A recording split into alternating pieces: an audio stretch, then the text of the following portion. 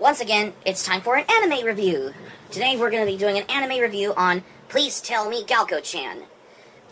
Based on the popular manga of the same name by Kenya Suzuki, Please Tell Me Galko-chan is a 2016 slice-of-life anime, which is a sex comedy anime, as how it only lasted about 12 episodes. The series follows the everyday lives of these three high school girls, which are Galko,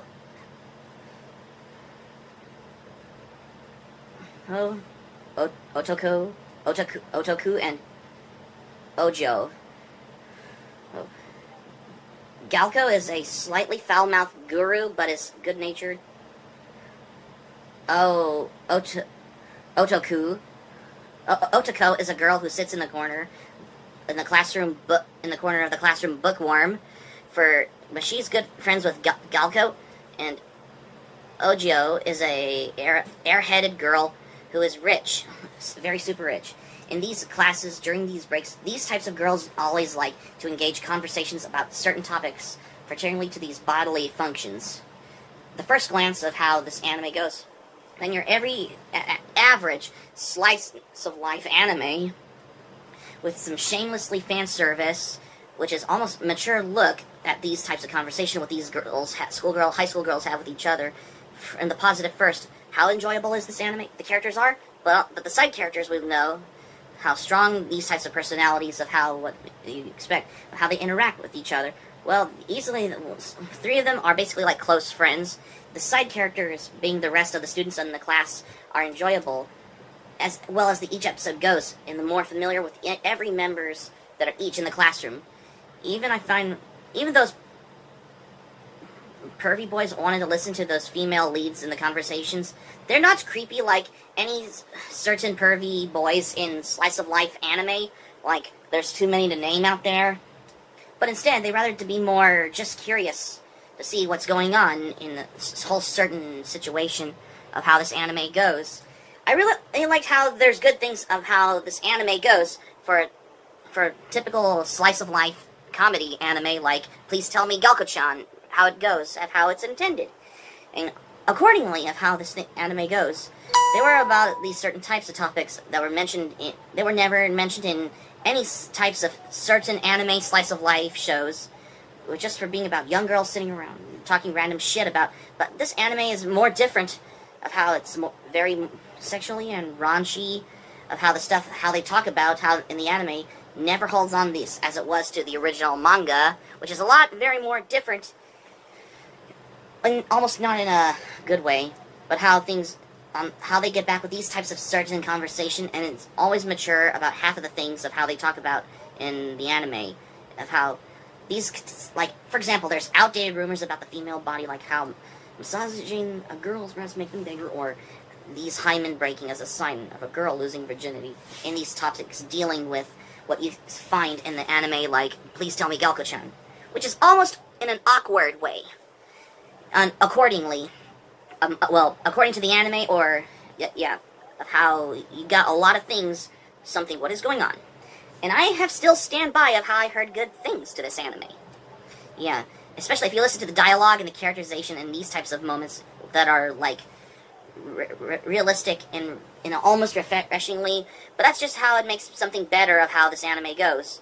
In the whole possibility of how the fan service centering around Galko because of the size of her breasts, which is almost awkward in its own way for this. I mean, don't get me wrong, there's some fan service going on in this anime, and it always happens to when the boys Googling all over Galko, like there was the entire scene of the girls' pool in the locker room changing, but at the same time, they were talking about shaving armpit and pubic hair, which is almost awkward of how you would expect going on in an anime. And finally, there's some good things on there in Please Tell Me Galko-chan, like those characters that break away from these types of stereotype in the major ways, like examples including the characters of, how the character who is one of them, who is the quiet bookworm, always can be jealous quite easily, but always starting up with these types of suggestive topics as how you would expect going on in Please Tell Me Galko-chan, of how, accordingly, of how you would know for this particular anime, like, of how, and there are examples of this breaking away of stereotype throughout almost most of the characters in the class. And there's examples being the stereotypes of these characters, like Galko and Niku.